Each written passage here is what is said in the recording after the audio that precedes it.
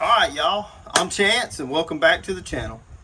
Today we're going to be taking this LS swapped BMW off the stock truck ECU and putting in a Holley Terminator. I have been wanting to do this for months, and in fact I bought this thing maybe 2 months ago because it was one of them things. It showed up, it was in stock, and I had to have it. I've been wanting to wait till the drift season was over so I could have time to do it right, because I want this thing in here. I want it done right. I don't want to have any problems going to the track. So it's finally time. You guys are going to watch me as I put this thing in this LS swap BMW. The first step is going to be uninstalling the harness that I made for this swap in this car. We're going to go ahead and get it all out of the way, and then we're going to get prepped up here and see what we need to do as far as the starter and the alternator, because I think that's about the two things that the Holley the Holley harness doesn't set you up with is the charging stuff for the alternator and the starting solenoid on the starter. So we'll get that figured out and go from there. So pulling the intake manifold is probably not something any of y'all are going to have to do. It's just something I have to do because I want to change the oil pressure sender and get rid of the little cheap gauge. And I'm actually putting in an OEM style oil pressure sender that works straight to the Holley. So I'll have my oil pressure and everything, water temp, everything I need right on the dash. Here's the oil pressure sensor I'm using.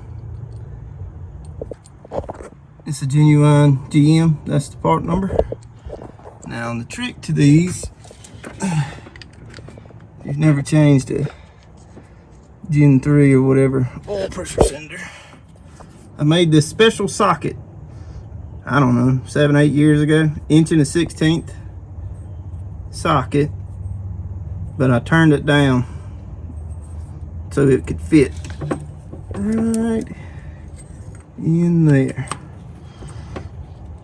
So it's a pain in the butt if you don't have you need like an 1 1/16 deep well socket, but it can't be an impact style, if that makes sense. And it was just difficult for me to find one, so I found that one and turned it down at work. So I've got the intake manifold laid on here for now. I'm gonna get the harness out of the box and start plugging things in. I'll probably have to unplug them and plug them in a couple times just to get the routing just right. But I'm gonna show you the process of getting the harness put on here, and it should be just plug and play and pretty simple up here. In there I'm gonna have to do some figuring out with some wires. So the great thing about this harness is, I mean, everything is labeled. It breaks it down extremely simple for you. I mean, you can figure this out. Just follow the labels and plug it in one at a time. Coolant temp sensor, position sensor, manifold absolute temperature. It's going to be somewhere around here, but we don't have that yet. And fuel pressure, we're not going to be using that. So this is ignition odd bank. We know that goes right there. This is the even side coil packs. This here is manifold absolute pressure, and it is going to go behind the intake manifold back there. So to make it where y'all can see, I went ahead and pulled the intake manifold again. Oil pressure sender.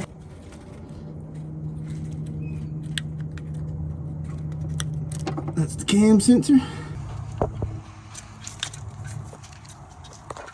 Knock sensor plugged up. So I gotta get underneath the car, get the crank sensor plugged in. I got the car up like Vin Diesel's Charger in the first Fast and the Furious.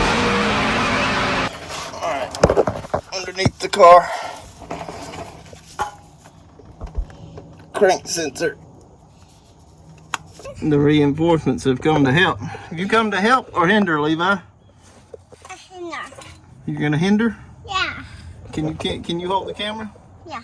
You can? Yes, sir? Yes, sir. Alright, hold it while I put the starter up in place. You filming? Yeah. Film the starter going in. Look up. Film the starter. No, that's not the starter over here, son. This is starter. Yeah. Can you see? Yeah. Yes, sir. Yes, sir. Okay. So there's 2 grounds on this in this harness that I've seen so far, and it says back of the cylinder head only. So I'm gonna guess that's what they mean. So here's the second ground. This is the driver's side. You just follow it along, and it's not hard to mess up because it's on the odd side bank. It's hard to do this with one hand, but get that threaded in, and that's the second ground done. I was getting a little worried there for a minute, but I wanted to use this spot for the O2 sensor on the passenger side, but it was a pain in the butt to get to. But what I did is I wound up taking this heat shield off, and then just you could get in there then with a wrench. So that works out. I'm gonna get this back on the car, and then we'll be one step closer. Ha! Surprise! Man, let me tell you what. I forgot how difficult it was to get the dipstick tube back in this thing.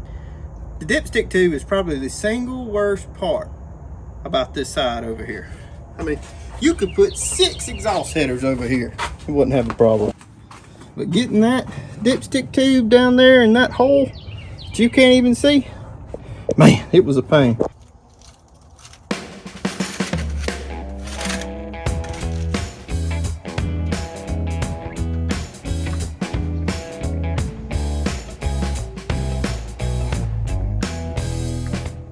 So I have the truck style injectors, unfortunately, the Multec 2s. And what's nice about these is the wires are labeled. So this tells you this goes to cylinder 2. That should be cylinder 4, and on down the line here should be 6 and 8. So 8 and 6. 2, cylinder 4,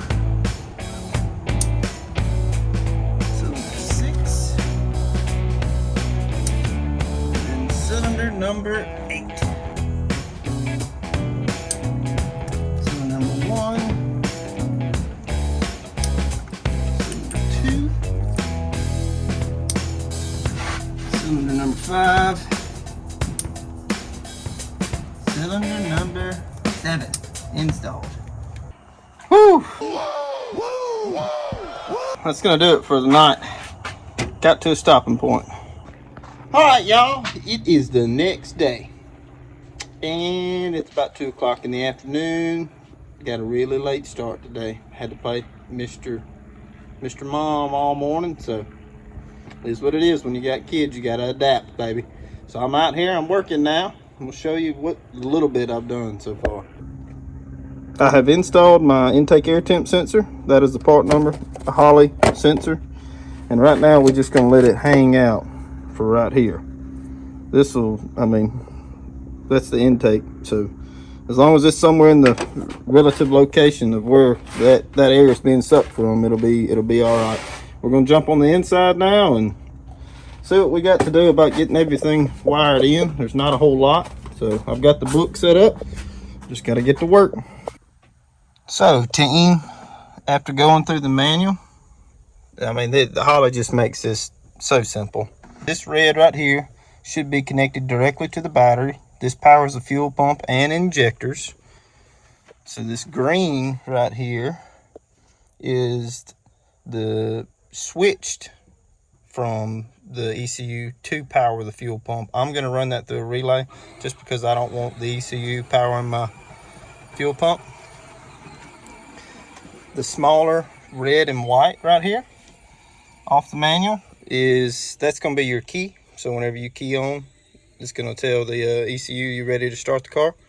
And this black right here is a common or ground, whatever you want to call it. So that just needs to be grounded to the car. So this is pretty simple, and I've got to install this. This is a big power straight to the the battery that powers up the whole ECU. So it's not going to be too bad here. Won't take too much longer and we'll get it all figured out. I just got to figure out a spot to mount the ECU. The truck ECU was mounted right there, and I'm kind of thinking about the same way. It's just they supply you with about 100 feet of harness, so I got to figure out a place to roll this up and keep it. But I'm gonna put a fuse. I got one spot for a fuse left, and I'm gonna put a relay in here for the fuel pump. So give me just a minute and I'll show you how to do that. Now these relays, if you've never wired up a relay, they have a wiring diagram on the front. So this is your coil side right here, 85 and 86. You can say 85 is the 12 volts, 86 is the common, and then 87A to 30, you'd put 12 volts here, and if you want it to be normally closed, then you put it on 87A, and then if you want it to be normally open, you put it on 87. So whenever this coil fires, you're going to be putting power from 30 to 87. So, and here's another thing. So you have your diagram on the front. So you're like, well, what the heck does that mean on the back side? But those numbers right there are the representation of what pin is on the front. All right, guys. So this is going to be difficult to show you, but I'm going to do my best here. So this fuse box, it's a pretty nifty little fuse box. It was fairly cheap, but it's a make your own. It comes with all these different style connectors. So what I'm gonna do first is I'm gonna set a fuse. Now, if I'd have built this from the beginning, it'd have been a lot cleaner, but we're just gonna make do with what we got. Set that. These are the fuse style. You can see the blade of the fuse fits in there. So you put that in here. You're really supposed to have a special set of crimpers, but I just use some stake-ons. Roll that over. Roll that over. Roll that over. Roll that over. Now that's not a tight connection yet, so you get your stake-ons. And I like to do it on this side right here.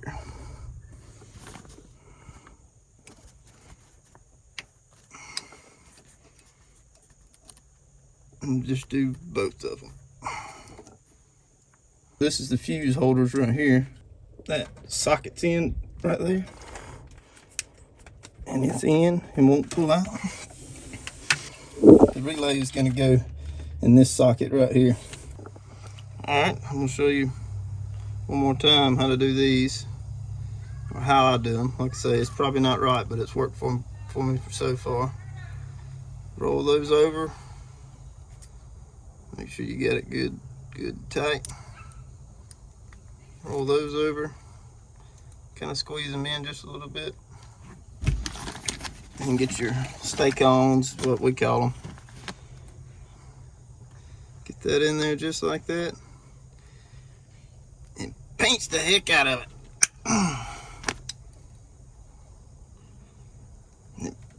Pinch the heck out of it again.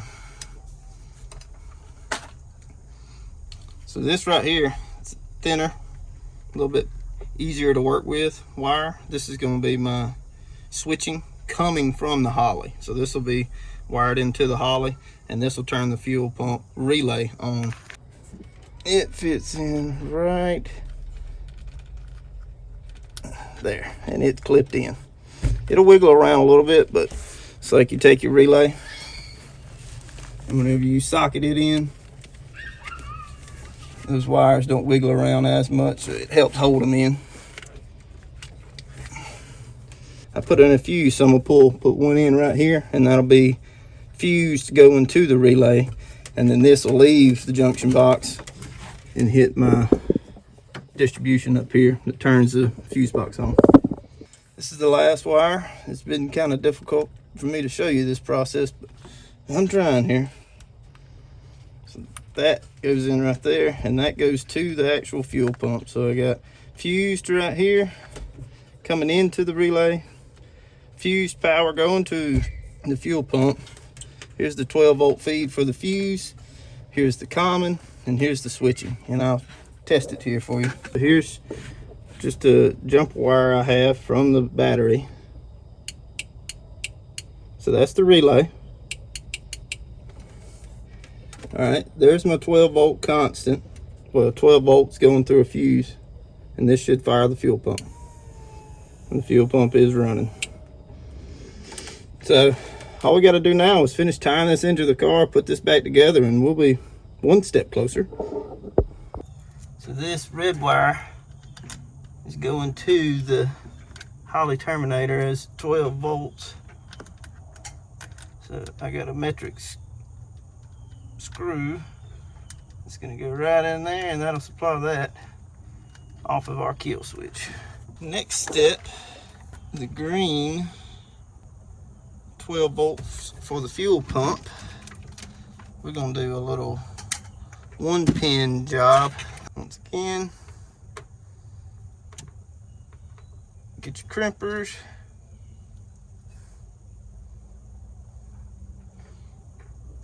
Pinch the crap out of it.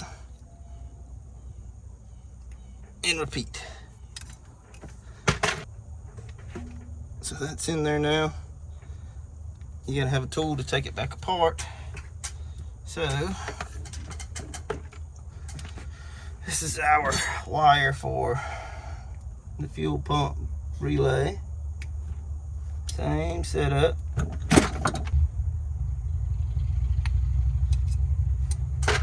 Crimped.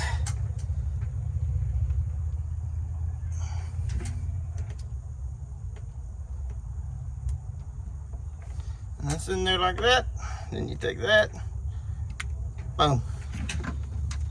Roll the slack up because I didn't want to cut any of this off. And the Holley will be controlling the fuel pump. All right, and that's booting up. Okay. So perform GPS auto set force in the wizard. Okay.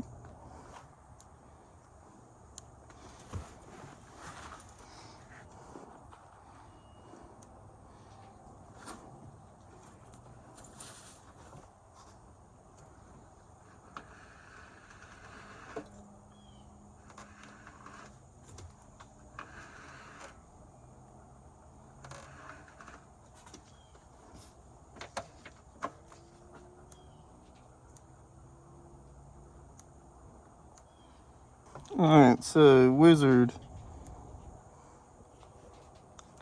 Configuration wizard. Multi-port fuel injection. Next.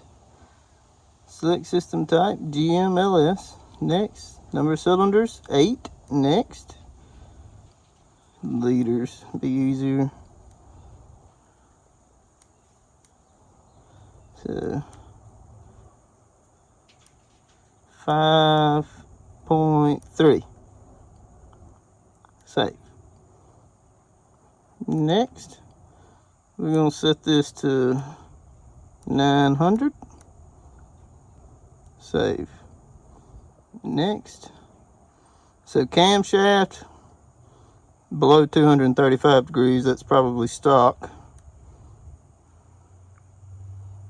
24 tooth, yep, that's what we got. 43 psi, that's what I got it set to. Injectors, OEM. Alright, gotta be back with you in a second. I don't know the exact part number. I'll be back. That's the injector I have. I found it on the part number that's printed on the injector. I can show it to you if you want. Just comment down below if you want me to show you where it is. If not, it's just a quick little Google search. I must have hit the wrong thing.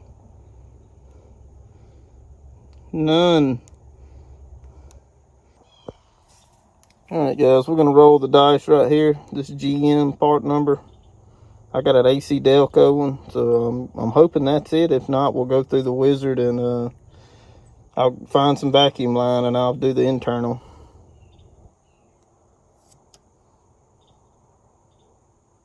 So it's going through and setting up the the map right now. Please cycle the ignition to complete the operation.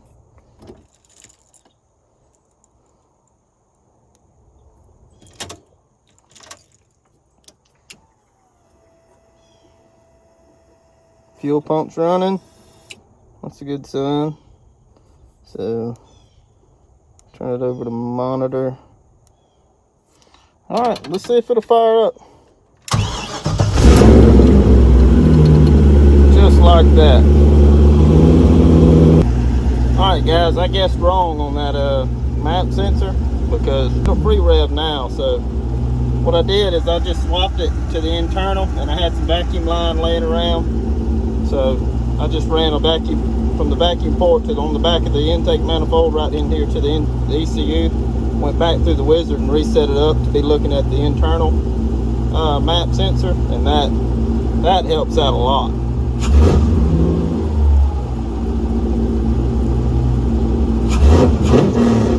Yeah, it wouldn't rev at all just a minute ago. Now it's revving good. So let me turn the fans back on.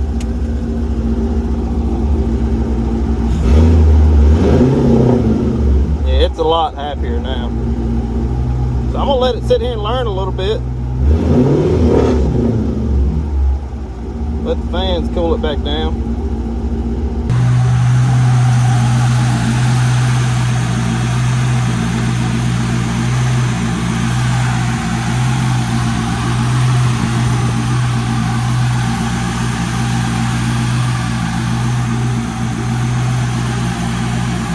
All right, guys, that's gonna do it for this episode of Rednecks with a Dream. I mean, wait a minute.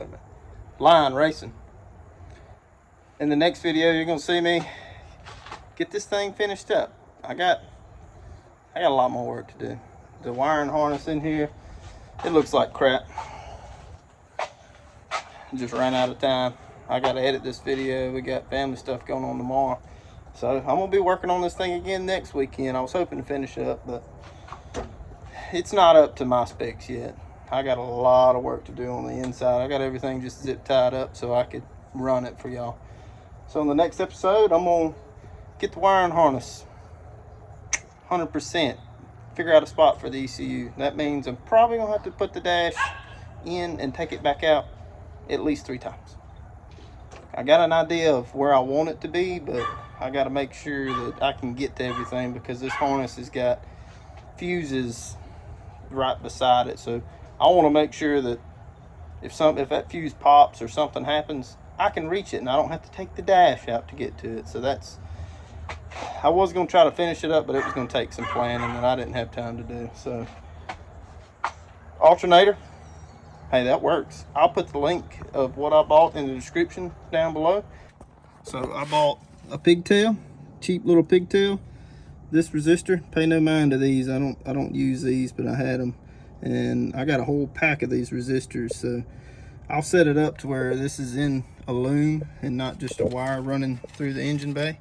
So I'll set this up to where it's actually nice and goes through the harness.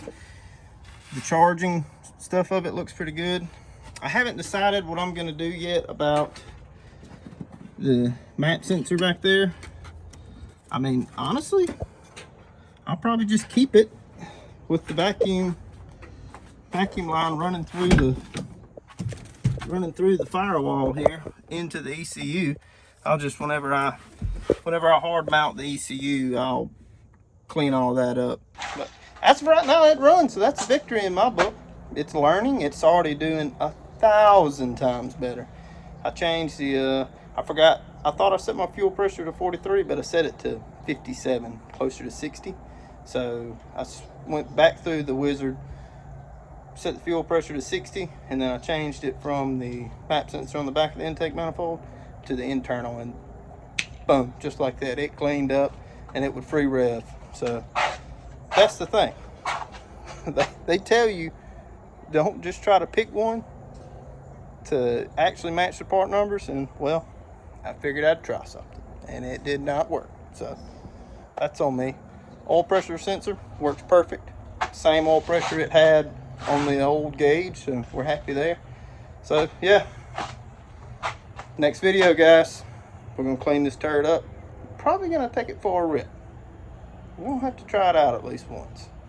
Hey, I appreciate you guys. Thanks for watching.